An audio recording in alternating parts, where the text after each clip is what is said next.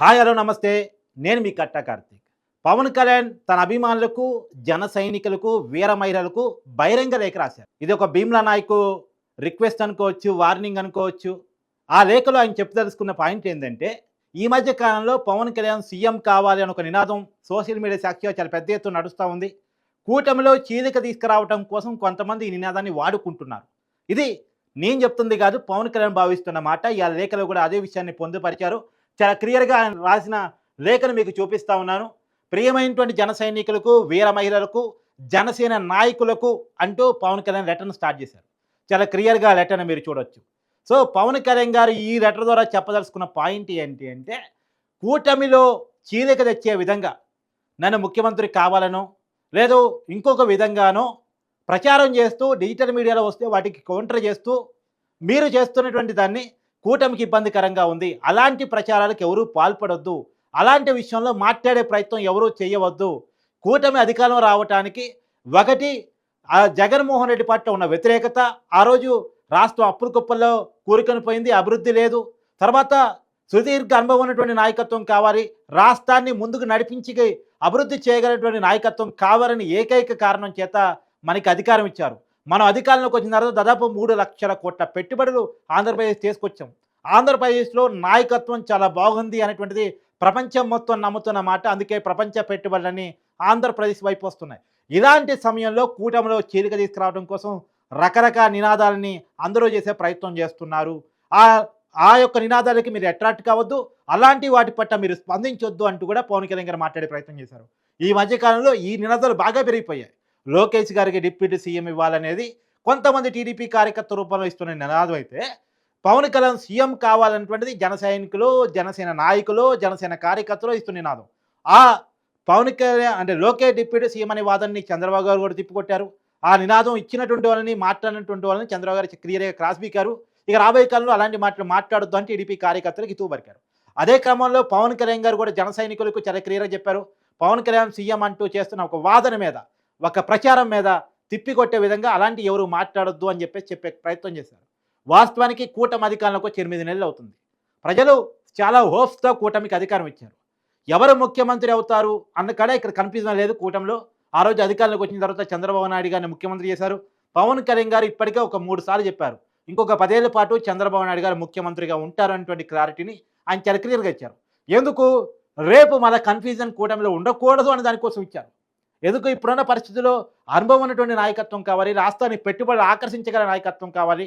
ప్రస్తుతం రాష్ట్రం ఒక క్లిష్ట పరిస్థితిలో ఉంది. ఒకేవైపు పోలవరం ప్రాజెక్ట్ పూర్తి కావాలి, ఇంకోవైపు రాజధాని నిర్మించబడాలి, ఇంకోవైపు కంపెనీలు రావాలి, యువతకి ఉపాధి మార్గాలు కావాలి, ఫ్యూచర్‌కి ఆంధ్రప్రదేశ్‌కి ఫ్యూచర్ కావాలి అనేటువంటి దాంట్లో నుంచే పవన్ కళ్యాణ్ గారు చాలా ఇంకోటి విషయం నేను చాలా క్లియర్‌గా చెప్తున్నాను. ఈ లేఖలో ఆయన పొందుపరిచారు.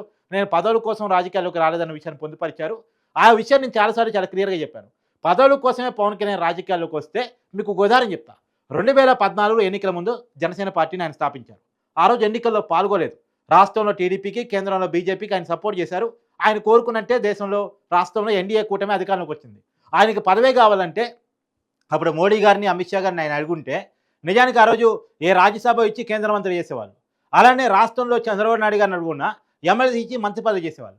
ఆయన రాజకీయాల్లో పదవుల కోసం వచ్చిన వాడి కాదు కాబట్టి ఆయన అభివృద్ధి మీద మాత్రమే డిమాండ్ చేస్తూ వచ్చారు.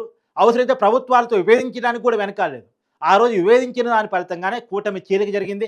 కూటమి చీలిక కారణంగానే 2019లో టీడీపీ, బీజేపీ, జనసేన ఒంటరిగా పోటీ చేయడం ఫలితంగా ఆ రోజు వైసీపీ క్లియర్‌గా అధికారంలోకి వచ్చింది. అంటే ఒకటి జగన్ వేవు, 2 కూటమి పార్టీలు విడిగా పోటీ చేయటం.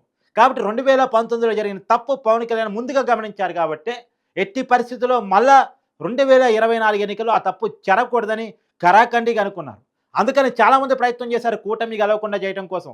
పవన్ కళ్యాణ్ అభిమానిస్తున్న రూపంలోనే చెప్పారు. ఇప్పుడు అర్రాం జోగే ఉన్నారు, ముద్రగడ పద్మనాభం ఉన్నారు. కూటమి గెలవకుండా చేయడం కోసం పవన్ కళ్యాణ్‌కి ఉత్తరాలు రాసేవాళ్ళు. అదేదో సీక్రెట్‌గా రాసేవాళ్ళు కాదు, సీక్రెట్‌గా కలిసి చెప్పేవాళ్ళు కూడా కాదు. బహిరంగంగా. ఎందుకు? పవన్ కళ్యాణ్ అభిమానులని రెచ్చగొట్టడం కోసం. ఏమని రాసేవాళ్ళు? ఒకటి పవన్ కళ్యాణ్ సీఎం కావాలి, పవన్ కళ్యాణ్ 100 సీట్లు అడగాలి, 50 సీట్లు అడగాలి, 80 సీట్లు అడగాలి, 90 సీట్లు అడగాలి. ఎందుకు? ఈ కూటమి పొత్తు కుదరకుండా ఉండాలని. కానీ అలాంటి వాటికి ఎక్కడా కూడా పవన్ కళ్యాణ్ గారు లొంగలేదు. ఎంత ఉబికిచ్చినా ఉబ్బగలేదు. పైగా పవన్ కళ్యాణ్ జన సైనికులు రెచ్చగొట్టాలని చూస్తున్నారన్న విషయాన్ని కార్యకర్తలకు కమ్యూనికేట్ చేశాడు. ఆ కమ్యూనికేషన్ ఫలితంగా జన సైనికులు కూడా రెచ్చిపోలేదు. అర్థం చేసుకున్నారు పవన్ కళ్యాణ్ ఆలోచనని. అందుకని ఎంత విడగొట్టాలన్నా, కూటమిని పడగొట్టాలన్నా హరిరామ జోగి వల్లో, ముద్రగడ పద్మనాభం వల్లో, వాళ్ళ వెనకాలుండి ఈ పని చేపించిన వైసీపీ వల్లో కాలేదు. మొన్న ఎన్నికల్లో కూటమి చాలా బలంగా నిలబడింది, గెలిచింది. మీ అందరూ చూసారు ఆ విషయాన్ని.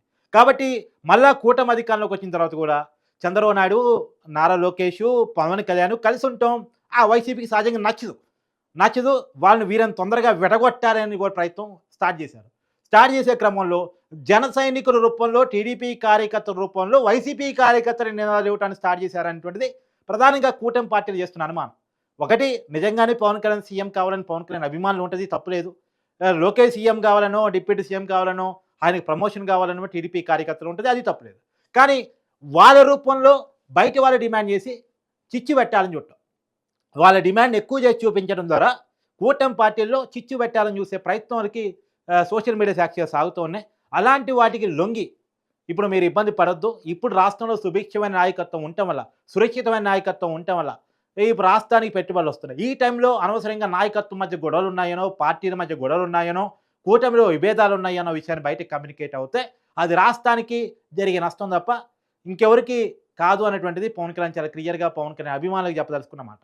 రాష్ట్రం బాగుండాలంటే అనవసరపు వివాదాల్లోకి తరదూర్చొద్దు, సోషల్ మీడియాలో జరిగే ప్రచారాలకు స్పందించొద్దు, రకరకాలుగా వైసీపీ చేస్తున్నటువంటి అసత్య ప్రచారాలని తిప్పికొట్టే పేరుతోనో, స్పందించే పేరుతోనో, అరికట్టే పేరుతోనో రకరకాల ప్రచారాలకు తావివ్వద్దు అనేటువంటిది పవన్ కళ్యాణ్ చాలా క్లియర్గా జన సైనికులకు కానీ, వీర మహిళలకు కానీ, జనసేన నాయకులకు కానీ చెప్పినటువంటి మాట. ఇక రాబోయే కాలంలో పవన్ కళ్యాణ్ సీఎం కావాలనే మాట, లోకేష్ డిప్యూటీ సీఎం కావాలనే మాట ఉండదు.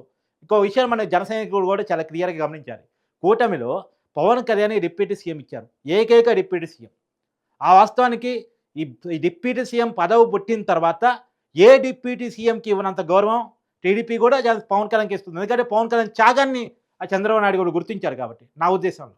ఇప్పుడు చంద్రబాబు నాయుడు గారి ఫోటోలతో పాటు ప్రతి గవర్నమెంట్ ఆఫీస్లో పవన్ కళ్యాణ్ ఫోటో ఉంటుంది. అవునా కాదా? మీరు చెక్ చేసుకోండి. ఇంకెక్కడన్నా ఉందా అవకాశం? గతంలో డిప్యూటీ సీఎంలకి ఆ గౌరవం ఉందా? ఎందుకు ఇప్పుడు పవన్ కళ్యాణ్ మాత్రమే ఆ గౌరవం ఇస్తూ ఉన్నారు? పవన్ కళ్యాణ్ ఆలోచనని కానీ, ఆయన విధానాన్ని కానీ కూటమి తీసుకుంటుంది, బీజేపీ కానీ, టీడీపీ కానీ పరిపాలనలో చొప్పిస్తుంది. అవకాశం ఉన్నప్పుడల్లా పవన్ కళ్యాణ్ ఆలోచనని, పవన్ కళ్యాణ్ విధానాన్ని బయట చెప్తూ ఉంది. ఇవాళ పవన్ కళ్యాణ్ ఒక మంచి ఇమేజ్ ఉన్న స్టార్గా ప్రతి విషయంలో తను అనుకున్న దాన్ని ప్రజల్లోకి తీసుకుపోయే విధంగా ఉండగలిగాడు. అవకాశాన్ని మిగతా పార్టీలు కూడా ఇస్తూ ఉన్నాయి. కాబట్టి పవన్ కళ్యాణ్కి చాలా గౌరవం ఇక్కడ ఉంది. అనవసరంగా లేనిపోని వివాదాల్లోకి తరదూర్చి పవన్ కళ్యాణ్ సీఎం కావాలనుకునే మీ ఆలోచన ఇప్పుడు ముందు పెట్టడం ద్వారా, కూటమి అధికారంలోకి వచ్చినటువంటి 8 నెలల్లోనే ముందు పెట్టడం ద్వారా అంటే కూటమిలో ఉన్నటువంటి చీలికకి కారణమైన వాళ్ళు అవుతారు, అలాంటి పనులు చేయొద్దు అనేటువంటిది పవన్ కళ్యాణ్ ఒక ఉద్దేశంగా ఈ లెటర్లో మనకు క్లియర్గా అర్థమవుతూ ఉంది. సో చాలా క్లియర్గా పవన్ కళ్యాణ్ లెటర్ సోషల్ మీడియాలో కూడా అవైలబుల్గా ఉంది, ఎవరైనా సరే చదువుకోవచ్చు. చాలా క్లియర్గా బహిరంగ లేఖ రాశారు. ఎందుకంటే అందరికీ అర్థం కావాలి, తన ఆవేదన అర్థం కావాలి, తన ఆలోచన అర్థం కావాలి అనేటువంటి విషయాన్ని ప్రజలకు చెప్పడం కోసం క్లియర్గా బహిరంగ లేఖ రాశారు. క్లియర్ కట్ పార్టీ నాయకులకు ఇంటర్నల్గా చెప్పడం మాత్రమే కాదు, కింది స్థాయి పవన్ కళ్యాణ్ కార్యకర్తలుగా అభిమానులు, ఎందుకంటే సినిమా సెలబ్రిటీ కాబట్టి ఉంటారు, కాబట్టి వాళ్ళు కూడా ఈ డిమాండ్ని ముందుకు తీసుకుపోకుండా ఉండటం కోసం అని చెప్పేసి పవన్ కళ్యాణ్ గారు బహిరంగ లేఖ రాశారు అని చెప్పక తప్పదు. ఏది ఏమైనా పవన్ కళ్యాణ్ గారు సీఎం విషయంలో చాలా క్లారిటీగా చెప్పారు. నేను సీఎం పదవి కోసం ఆశతోనో రాజకీయాల్లోకి రాలేదు, ఇప్పుడు ఆశించట్లేదు. సందర్భం వచ్చినప్పుడు ఆ పదవి దాన్ని ఎత్తుక్కుంటూ వస్తుంది. పవన్ కళ్యాణ్ గారు తన ఎమ్మెల్యే కావాలనుకున్నప్పుడు అయ్యారా? అవ్వాల్సిన టైం వచ్చింది, అయ్యారు. డిప్యూటీ సీఎం అయ్యారు డైరెక్ట్గా. ఫస్ట్ టైం ఎమ్మెల్యే ఆయన, మొన్న ఫస్ట్ టైం ఎమ్మెల్యే గెలిచారు ఆయన. కాబట్టి ఫస్ట్ టైం ఎమ్మెల్యే గెలిచే డిప్యూటీ సీఎం అయ్యారు. రాబోయే కాలంలో ఆయనకు మంచి ఫ్యూచర్ ఉంది. ఆంధ్రప్రదేశ్ రాజకీయాల్లో పవన్ కళ్యాణ్ పోషించబోయే పాత్ర రాబోయే కాలంలో చాలా పెద్ద ఎత్తున ఉండే అవకాశం ఉంది.